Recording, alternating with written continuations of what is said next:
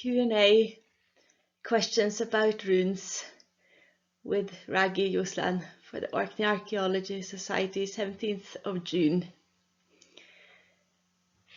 I've had questions from many people who've sent me things they're wondering about runes, and I'll try to answer them tonight, starting with: how can you tell if it's the real thing? Now, when I get sent pictures of stones with things that look like runes on them by people, they often ask me if it's the genuine article or not. And then I first ask myself, is it natural? Because quite often you can get natural fissures in stones that make them look like incised lines, as is the case in the top right here. This picture was by Sheila Cameron. She had found that stone at Start Point in Sandy and kept it for decades because she felt it was so beautiful. And she observed that this line, or stave as it's called in runology, with the X on it, the two branches, looks like the rune H, and it does, and then something that looks like a cross to the left of it. It's very beautiful. As Sheila said, it's H for home. She's very fond of it. And I would say this is nature's own runes. It's natural. The way I can tell that is because there are other smaller lines on it that run parallel to the lines of the rune. See, this one, for example, runs parallel to that one. And there's one here, whereas in parallel to this we have a line here and a line here, and then in parallel to the stave is that line in the cross, and that one and that one. So this is natural fissures. Sometimes also if you turn the stone over, you can see that it goes all the way through, comes through on the back. I have another example in the bottom right here. That's one that I found, where you can see the lines clearer, and if you turn that over, you see them on the back as well. And then I ask myself, where was it found? What context was it found in? And would it survive if it were a genuine inscription and found there? So in both of those cases, the stones were found on the beach, and they've been kicking about there, being washed by waves, rubbed against other stones, and genuine runic inscriptions wouldn't survive in that environment. They would be rubbed off quite quickly. So the only way you would be able to find a real runic inscription on a beach is if it had very recently eroded out of a Norse settlement site.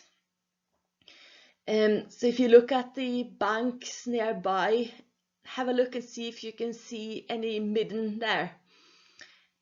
On the top left, that's a Norse midden. That picture was taken a few days ago at Dearness near Newark. And see that beautiful black organic material with fish bones in it. My finger there is pointing at a fish vertebrae, and large fish bones is very typical for Norse middens.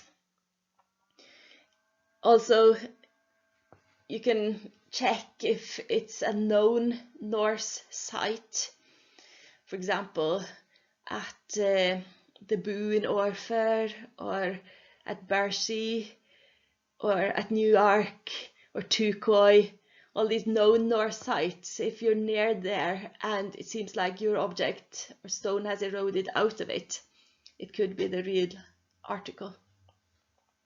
And then next I ask myself, if it has a runic word on it, is it the right type of runes? So I look at the runes and the language. The bottom left here, that one is carved inside the Wideford Hill cairn. There's another one like it at the Brochogurnes, and yet another at the Grain Earth House in Kirkwall.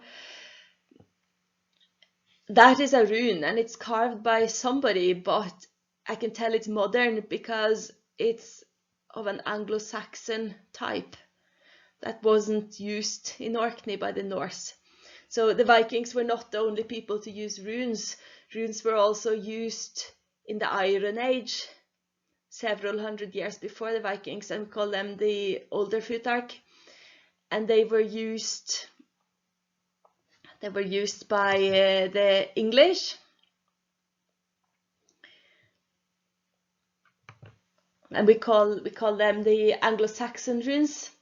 And they look a bit different to the runes that were used by the Vikings and medieval Norse people. So what we have here is an Anglo-Saxon runes, and you wouldn't expect to see that in Orkney, where there was no Anglo-Saxon population. Yeah, so if it passes all those tests, the next question is the language. If I can read a word, is it in the Old Norse language, or is it in a more modern form, or is it in modern English? And a good example of that is an inscription in Unston cairn, where it says Annette Philip Helen 2000. It was recorded by Antonia Thomas, so it's dated 2000. That's very handy. But also the names Annette Philip Helen, and with that spelling, spelled like in modern English, gives it away as modern, although we do have the name Philip in a genuine inscription from the Brochoburshi, but there it's spelled Filibus, Filibus. Okay, so that was that question. I'll move on to the next one.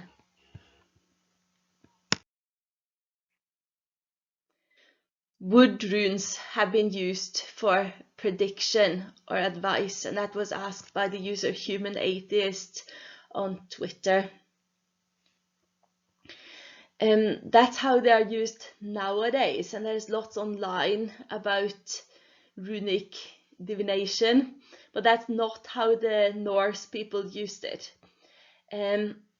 There's one quote by a Roman historian, Tacitus, who was writing about the Germanic tribes in the 1st century. Not about Vikings, but about some Germanic tribes who lived on the European continent in the Roman period. He wrote about them: for omens and the casting of lots, they have the highest regard. Their procedure in casting lots is always the same. They cut off a branch of a nut-bearing tree and slice it into strips. These they mark with different signs and throw them completely at random onto a white cloth. Then the priest of state, if the consultation is a public one, or the father of the family, if it is private, offers a prayer to the gods, and looking up at the sky picks up 3 strips, one at a time, and reads their meaning from the signs previously scored on them. And that's the one quote that people in modern times have latched onto to argue that this practice dates from antiquity, but there's no Old Norse sources as such. The next question was from Howard Hardiman, who asked 2 questions actually. Have we always been able to read runes properly? And how have scholarly attitudes to runes changed through times? Both really good questions. So the first one first, the answer to that is yes. We have always been able to read runes because they were never completely forgotten. And at the end, I will come back to how long runes were in use for and when they went out of use. But the point is that while runes were still in use, although dwindling, there were scholars and antiquarians out there, like ministers with an antiquarian interest, who wrote down keys to runic alphabet, like the one in the bottom left here, the Gothic alphabet that was printed in a book in the 16th century. And also on the right, I have another example, this time of a 17th century book by a Danish minister who made it his business to record all known Danish runestones. And as you can see, he has beautiful drawings of them, and drawings of the runes, and transcriptions, explanations of what they mean. So they were never completely forgotten. And then to Howard's second question, the scholarly attitudes. In the English-speaking world, there's been a much more romantic attitude to runes, where they have a strong air of mystery. I think the reason for that is that runes went out of use much earlier in England than they did in the Scandinavian Norse world. So the Anglo-Saxon scribes took an interest in runes as a curiosity already in the 9th century. And you get Anglo-Saxon manuscripts with little runes embedded in them. John D. Niles writes, "There is no question that when a set of runes is embedded in a passage of ordinary bookhand, most readers will conclude that what they are being confronted with is a secret or riddling communication of some kind, a locked door to which only select persons have the key." So because the runes died out earlier in England and there was an earlier antiquarian interest, the runes acquired this air of mystery. And then when runes were rediscovered, or there was a renewed interest in runes during the National Romantic period, writers such as Sir Walter Scott added to the air of mystery, and we ended up with this notion of runes being like a secret that has to be unlocked, that we still see today. In Scandinavia, people have been less romantic about runes, realized more that many of the runic messages are quite everyday. They are commemorative, or they are graffiti, or they are to do with business or prayers. So there's less of a romantic air there, but also in Scandinavia, attitudes have changed to runes. A good example of that recently was there's a new article about the Rök runestone, which is a very famous Swedish runestone with a very long text. And the text alludes to myths and legends where we don't fully understand the context, because those myths and legends haven't been fully written down, so we can't quite get the story from the short allusions on the runic, on the runestone. So 100 years ago, or in the late 19th century, early 20th century, the text was understood as referring to King Theodoric, and specifically a statue of King Theodoric that had existed somewhere in the late Roman Empire. And that was during a period when it was popular to commemorate great state leaders and war victories in the form of statues of generals or admirals or kings on horseback. So that statue on horseback fashion was contemporary to the runologists who wanted to interpret the inscription. And then they saw in the inscription something that they thought was referring to a statue from antiquity.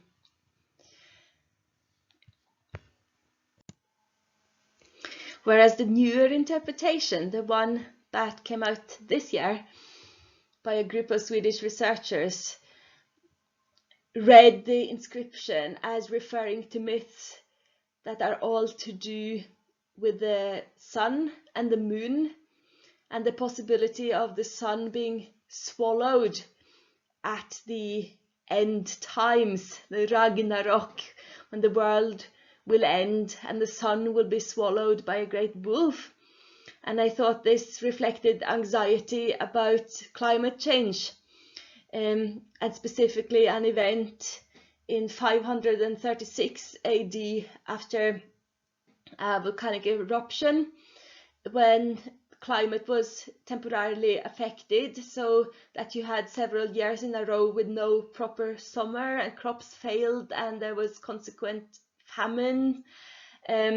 So the generations who survived created their mythology around that, explaining the event and also saying that this will happen again at the end of the world, so that their myths that are recorded on the stone express climate anxiety. But I'm just wondering if that interpretation is easier to make in 2019, because we are very anxious about climate change right now. Okay, next question. This one came from Julie Gibson. There are many different kinds and contexts of runes in Orkney. Can you talk a little about what they mean? And also Christopher G asked, what materials or objects would you find runes on, and do they have different meanings? I thought I'd group these two because they're almost the same question. In the picture here is the rarest material, runes in books. That is not common at all. I mentioned the Anglo-Saxon manuscripts. On the right here we have one that's held at Oxford University, St. John's College, where somebody has written down a long extended Anglo-Saxon runic alphabet, the Anglo-Saxon Futhark, with explanations next to it. And on the left we have the only existing book that is written in runes altogether. It's called the Codex Runicus. It's Danish. It's a law text dating from around 1300. But these are very rare, because the point about runes is that you don't normally write them in pen and ink. Runes are there to be cut onto some other material. Wood, bone, antler, stone, metal. Whereas book writing is usually reserved for the Roman alphabet and for people who are trained in an ecclesiastical setting. So some other materials are, for example, metal. Here we have at the top an inscription on this beautiful gold band. I'm not quite sure what the metal is. It looks like gold, but could be something else. And it's a maker's inscription that says that Audmundur made me, and also says that Oslake owns me. They are the maker and the owner, and those two pieces of information are very common on precious metal objects, also on jewellery. At the bottom we have the Hunterston brooch from Strathclyde. It's an older brooch where somebody has later added a runic inscription on the back.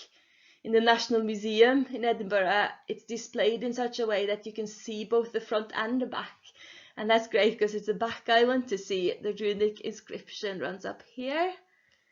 And then there's a corresponding inscription on the other side, but that's done in pretend runes, just for decoration. And it says that Melbrigda owns the pin.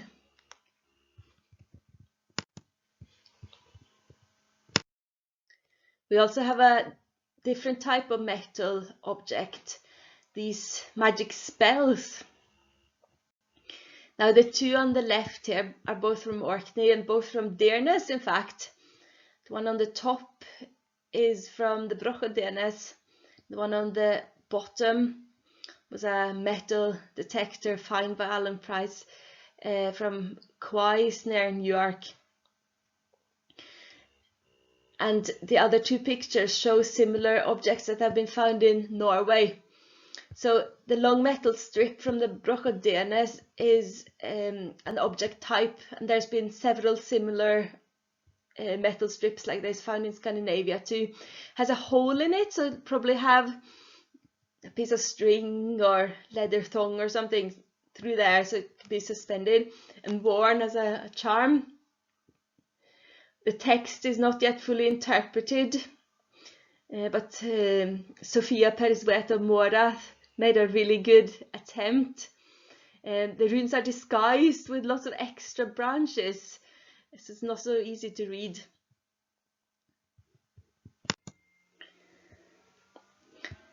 The one from Quais is a folded metal strip, and some of the text is on the inside.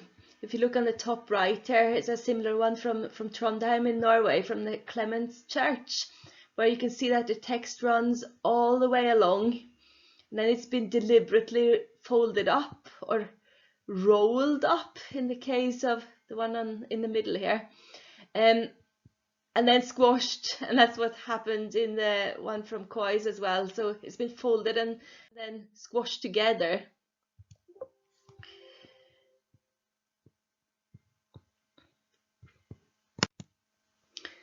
Oh dear, I went on to the next slide too soon. But the point about the metal strips is that folding it and squashing it together seals the spell and makes it take effect. The next object here is, the material is wood. So now you can either get wood inscriptions on the walls of wooden buildings or on strips of wood that have been prepared for writing on specifically, or on wooden things like tools, like the shaft of a tool, for example, or an object such as a bowl or drinking vessel or chair. So on the walls of wooden churches, you'd often see names of people who've been there, especially if it's a pilgrim's church, and prayers for their soul. Sometimes other things too, recording events. These things in the picture have been made specifically for writing on. The one on the top there is my all-time favorite. All three come from Bergen. There was an excavation in the World Heritage Area at Bryggen in Bergen after a fire in the mid-20th century, which turned out over 600 runic inscriptions. And one of them was this stick on the top where it says, Gida says, and Gida is a woman's name, Gida says, you must come home now. The bottom one is a name tag designed to be tied onto some goods, like a sack full of barley or some other good that is transported into the harbour or sold from the harbour. Bergen was an important trading town, market town. And all the big trade routes came into Bergen with, for example, seal skin and dried fish and walrus ivory from the north, and wine, fine wines and spices and silks from the south. So it's important to keep track of what you own. And this one says that Gunnar owns. The long stick in the middle is a formal letter, and it opens with a formal greeting. It says, to Havgrim, his fellow, Thori the Fair sends God's and his greeting, true companionship and friendship. I am lacking much, partner. There's no bear at hand, nor fish. I want you to know this and not make demands. Order the husbandman to come south to us and see how we're suffering. Urge him to it, and don't make demands for more lots from me. And don't let Thorstein Long know. Send me some gloves. If Sigrid needs anything, then offer her it. Promise not to beat me for my poverty. I think that's beautiful.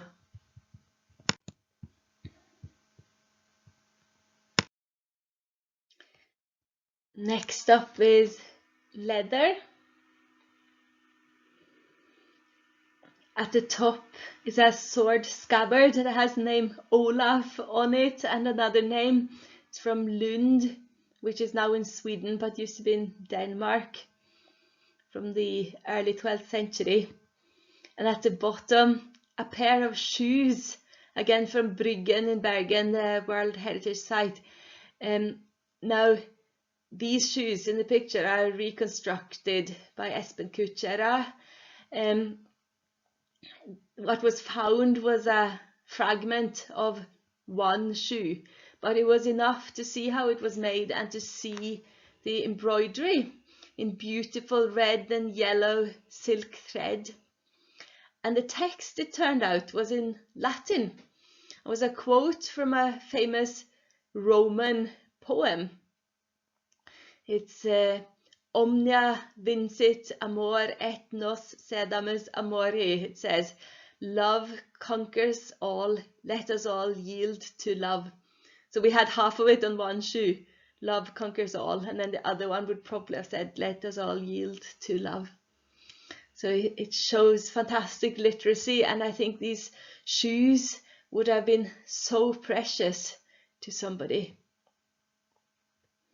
I should also mention bone and antler. Again, you get inscriptions on the antler shafts on tools, and also on scrap bone, used much in the same way as those little wooden sticks, just to scratch down a quick message. One of them from the round Kirk and Boo in Orfer says, this bone was in, and then a word that's broken off, but probably it's a word that means meat. So this bone was in meat.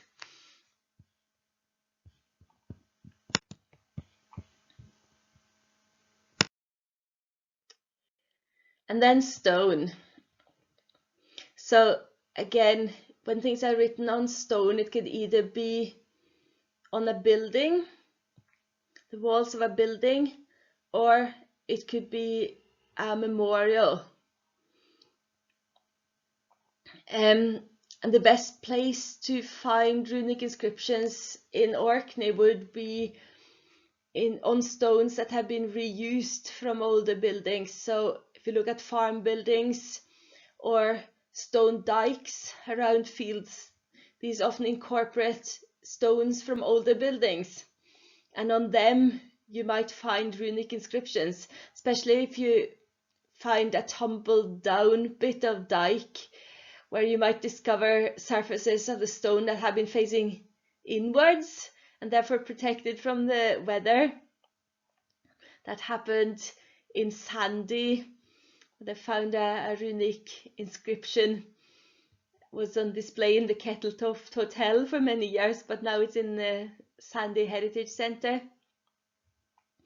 Also, the inscription in the middle here came from such a tumbled down dike at Breckness outside Stromness. That was my husband Chris G who found that, and I was there too, but he saw it first and picked it up, noticed the runes on it, took it into the museum where the runologist Michael Barnes came and had a look and said it's the real thing. So what I think this has been originally, I think it's a broken piece of a stone like the one on the left, a memorial, because in Norway it was customary to write the commemorative text on the narrow side. I think that's been the narrow side. But we can't tell what it says because the text is too broken. But if you compare to the one on the left, the text on that one says who wrote it, and that was Thorir and Halvard, and then who it is in memory of, their father. The name of the father is a bit worn off. And then it also says that Christianity had been in Norway for 12 winters. It has a cross on the broadside. Now in Sweden they do it a little bit differently. See on the right here, that's a Swedish memorial stone. There they put everything on the broadside. They have a beautiful decoration. There's a cross in the middle. We've got a rune animal or zoomorphic band, the snake that runs all the way around here with the text written inside the body of the snake. Again, commemorative. And these are formulaic in the same way that our gravestones are formulaic. So the formula is so-and-so erected this stone in memory of so-and-so, their father or mother or brother or whatever. And then something in addition about, for example, they were a good husband, or pray Pater Noster for his soul, or she was the handiest maiden in all of Hadeland, or he won honor in England, or things like that.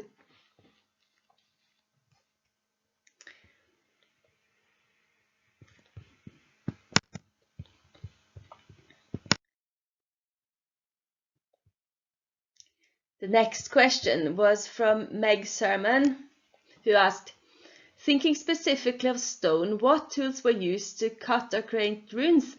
In traditional letter cutting, a chisel is used to dig a V-shaped trench, but the runes look to be roughly dug out. Curious about the technique and tools. Now, I'm not a stone carver myself, but how deeply they're cut and the tools and technique varies very much depending on the formality of the inscription. So what we see in the big picture here is from the Isle of Man, Andreas 5, from a church in the Isle of Man. And we can see from the beautiful knotwork carving here that a lot of work has gone into it. It's been a formal, expensive, beautiful monument. And the runes are also carved very, very deeply. And here we can see that V shape that Meg is talking about here. So they're deep and they have that characteristic V shape. The runes themselves look very odd though, because they have been embellished with extra branches to the point where they're unrecognizable. So the text is uninterpreted. The Isle of Man has a very peculiar tradition too. It's a fusion of two styles. It's a fusion between the Celtic high cross and the Norse commemorative runestone. Fantastic stuff. Over 30 of them from the Isle of Man.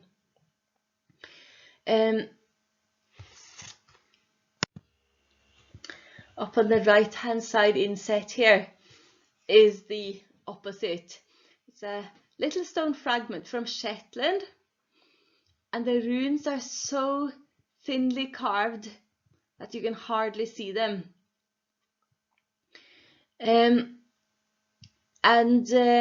Runes would often have been carved with whatever you had at hand. You don't need any special equipment to write runes, and that's what's so good about them. You don't need expensive vellum, you don't need pen and ink. You can just pick up a knife that you have in your belt already and carve it in rough and ready. It doesn't cost anything. So runes are carved with a variety of instruments and implements, just whatever happens to be at hand. Knife. There's one in Macehow that says in the text that it's carved with an axe. Or it could have been anything sharp lying about, such as a nail.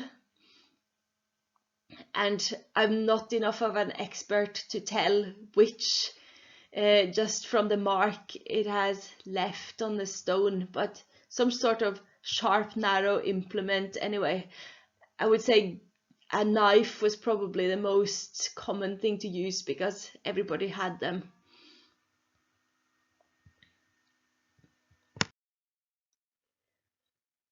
Next question came from Jack Stuart Rendell, who asked, to what extent were pictures and graphics like the Macehow dragon used? Is there evidence of them being used alongside runic writing to tell stories? And that was a great question. There's a short answer to that, which is no, not usually. But then sometimes you do get them, very occasionally. So up on the right here we have a metal charm, much like the one from Dearness that I showed earlier. This one has been interpreted as either a fishing charm or protection against thunder and lightning. So the text is, here I carved help for you, Bovi, with complete assistance. Fire is known to you, that fire which pulled away all evil from Bovi. Thor protected him with that hammer which came out of the sea. Escape from evil. Evil or sorcery achieves nothing with Bovi. Gods are under him and over him. Dates to between 950 and 1100. And the drawing and this particular translation is by Sofia Perswet of Morath. So the hammer that came from the sea is mentioned.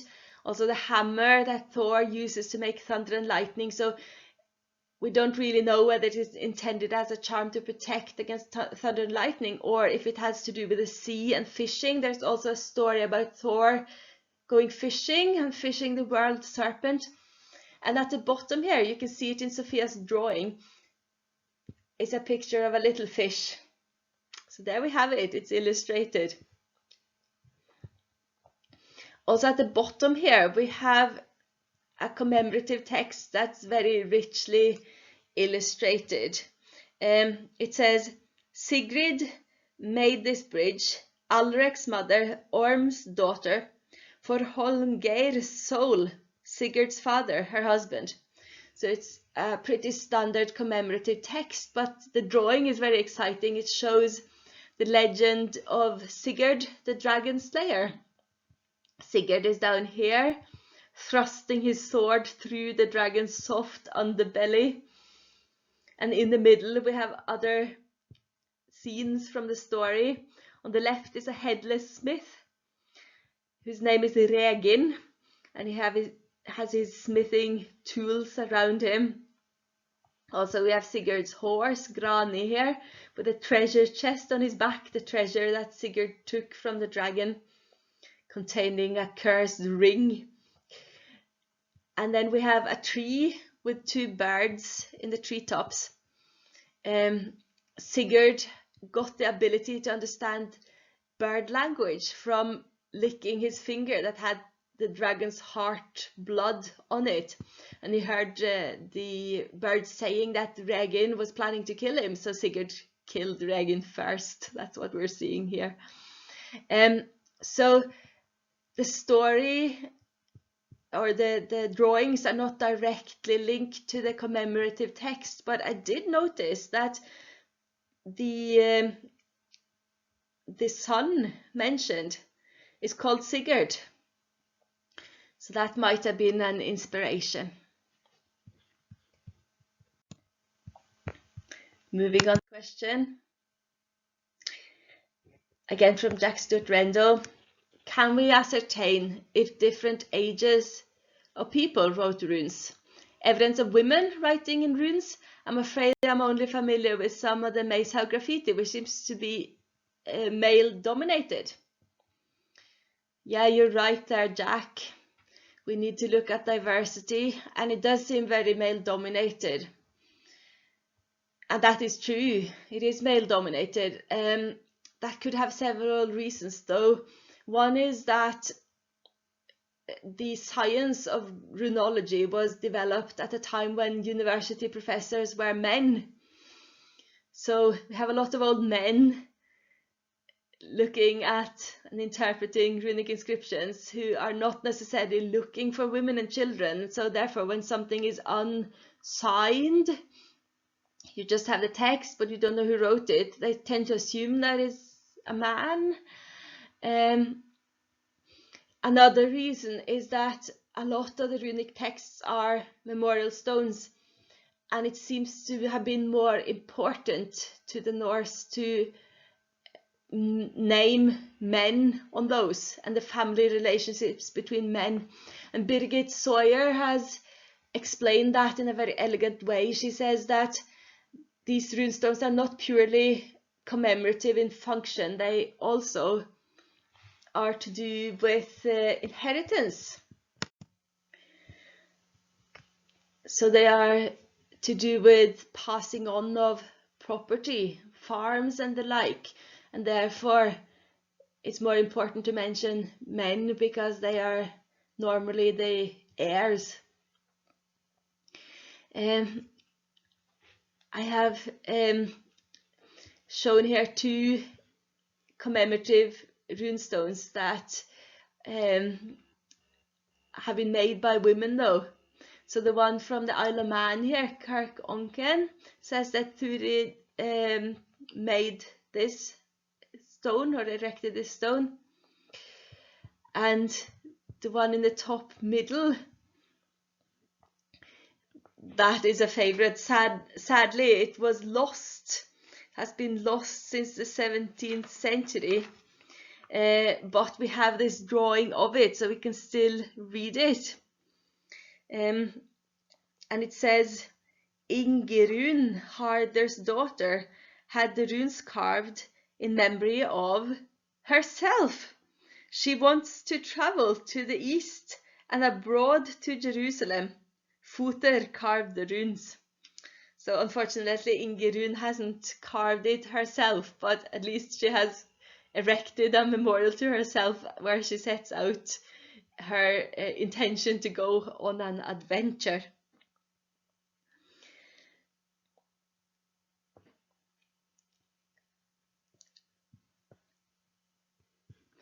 On the one next to that, on the left here, there's another of those sticks from Bergen. We have a string of 4 women's names: Bodhilder, Hallkatla, Ingebjörg, Jorunn. Those are all women.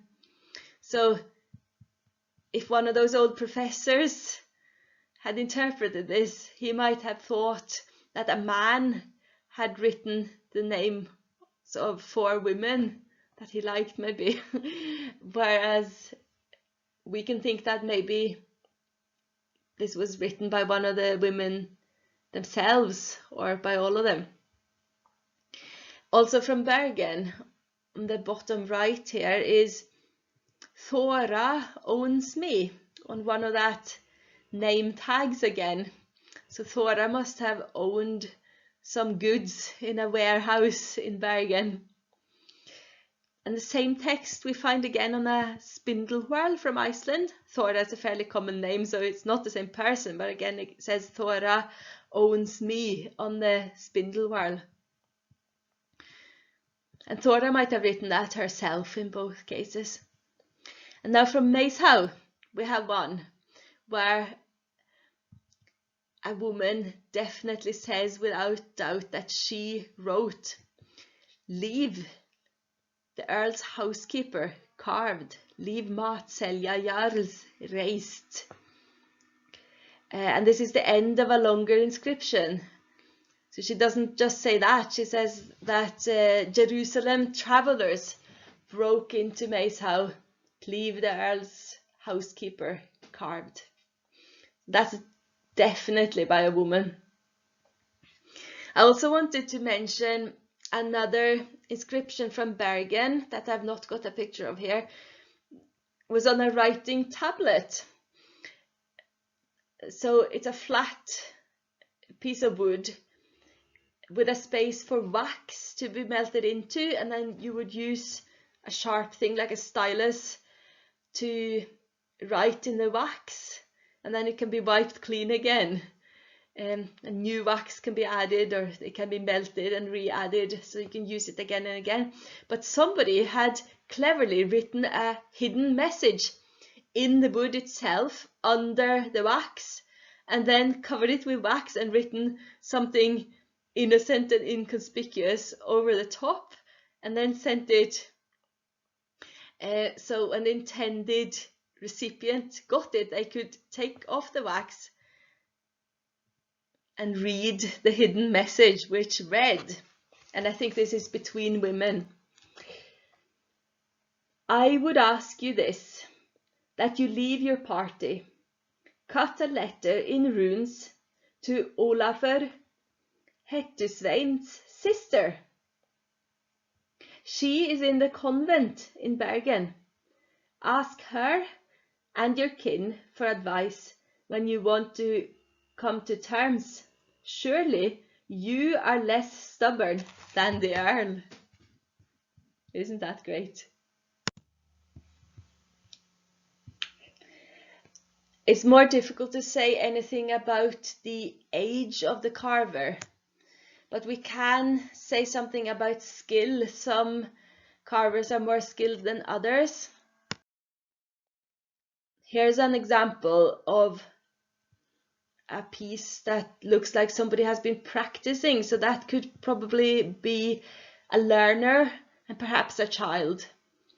And you get these sometimes you get texts that are completely unintelligible, just a lot of random letters, and sometimes syllables like da da, fa fa, fi fo, fu, kind of syllables where it looks like somebody's practiced, or just the runic alphabet, fusar, knias, tibum, li, where it might have been that somebody has had that to look at and refer to while they'll be writing other things.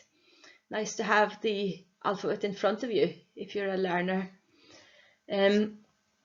This particular one here must be an advanced learner because they've tried out a few things. They've written out the first letters of all the numbers. So 1, 2, 3, 4, 5, 6, 7, 8, 9, 10, 11, 12, 13, 14, 15. They've written the first letter of each of those.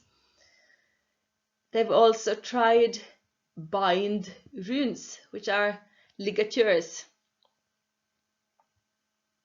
So they've written like several runes in one here. And they've tried the cipher code up here, which I'll explain later.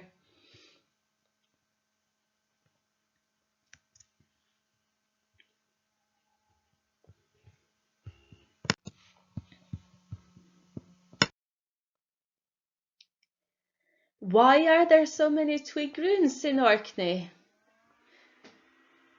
Now these twig runes are a code, a cipher.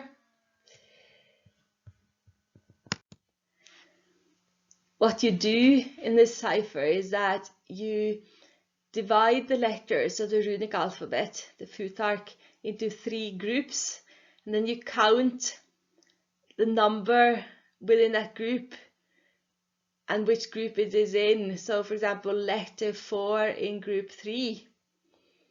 And then you draw that out either as little trees, as they've done in Macehow here. That's part of the famous Ingibjorg inscription. So first it says in normal runes, Ingibjorg, the fair widow, many a woman has gone stooping in here, a great show off. And then it's signed in cipher code Erlinger. But you don't have to draw trees, you can draw something else. On the top left there's one from Sigtuna in Sweden, where they've just drawn longer and shorter lines. Or in the middle from Bergen, they have little fish with fins at either side, so you count the number of fins. At the bottom, also from Bergen, you have lots of little men with beard, with the hairs coming out at either side that you're supposed to count. So why are there so many of this type that looks like little trees in Orkney? And that's because of Maeshowe. There are 2 inscriptions in Maeshowe where these cipher code runes are used. And then later they have inspired copycats. So we find them in lots of places where people have seen Maeshowe and then tried to copy. And the good thing about them is that you don't really need to know runes to draw them. You can just draw a little tree with some random number of twigs, as long as it's not too many, and it will refer to a rune in the alphabet. So you need 0 skill to write them, but lots of skill to read them.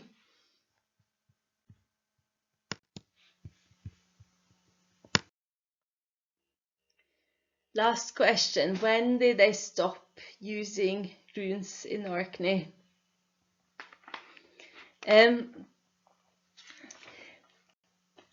I can't answer that precisely, but what I can do is make an educated guess based on when runes went out of use elsewhere. So in the excavation in Bergen at Bryggen, that was fortunate that that was done in a proper archaeological excavation. So we have a secure context, proper stratigraphy for those finds, which means they can be dated. And the latest runic inscriptions from there are from the 15th century. So runes seem to be dwindling in Norway in the 15th century. And then when we get into the 16th century, printing technology becomes common, and printed book in the Roman alphabet, which means that after living side by side and being used in parallel, the Roman alphabet finally takes over completely, and the runes are largely forgotten, except by interested, antiquarian-minded, learned people who started writing about them in some of those first printed books. But there are some areas, more remote and isolated areas, where runes were part of genuine tradition for much, much longer and passed on between generations. In Iceland, for example, we have runes from the 17th century. I have 3 examples here. They're all commemorative. The top one is dated 1681. Margaret, Olaf's daughter, rests here, who is fallen asleep with God. Happy goes she from here with peace in Jesus the Saviour, she believes. 1681. So the last bit here is in Roman, but all the rest is in runes, and it seems to be unself-conscious. It's not done out of antiquarian interest or anything. It's a genuine tradition. And in the bottom corner on the left here is one from Älvdalen in Sweden. So in the Dalarna district, they used runes. This is also from the 17th century, 1696, but in this district they used runes up to about 1900. Can you believe that? In parallel to the Roman alphabet. So you have a genuine runic tradition in the community in Älvdalen and that district Dalarna up to the early 20th century. So both Iceland and Dalarna developed their own peculiar rune shapes. It's a bit like you get dialect in spoken language and you get peculiar rune shapes in the written language. So Dalarna runes are easy to recognize, and Icelandic runes also have their own peculiarities, and one of them is the funny shape of the S up here. An S is a little line normally with a dot at the bottom, but in Iceland the dot developed into this huge lozenge shape. Also, Iceland has a very particular Y rune and a particular H. The H, you can see where I put those orange arrows here, are all pointing to the rune H. If you think back to Sheila's stone from Start Point Sandy, H is usually a long line with a smaller X on top of it in the middle. The Icelandic H has long lines so that all the lines are the same length. So the X is much longer than normal. Sometimes they also reverse the direction of it. So instead of a vertical line, it has a horizontal line with a long X on top of it. So it looks like you're looking down upon a diamond from above. Now, this big spindle whorl in the middle was found in Bury by Anne Johnson a couple of years back, and it has that form of H with a very long branches. So I was thinking, is there contact here between Orkney and Iceland, and does it also mean that this spindle whorl is relatively late, from the late Middle Ages? Because the long H develops quite late in Iceland. But we don't know because it's out of context. It was a loose surface find. It has no stratigraphy, so we can't know that. Also, the S is not of the Icelandic type, and neither is the Y. So it's not completely Icelandic either. It just made me wonder. Thinking of the language shift in Orkney though, when Orkney was passed over to Scotland in 1468, Scots had already made inroads into Orkney, especially Kirkwall, especially the merchant class and the elite had very strong links with Scotland. So there were Scots speakers around even before the pawning in 1468.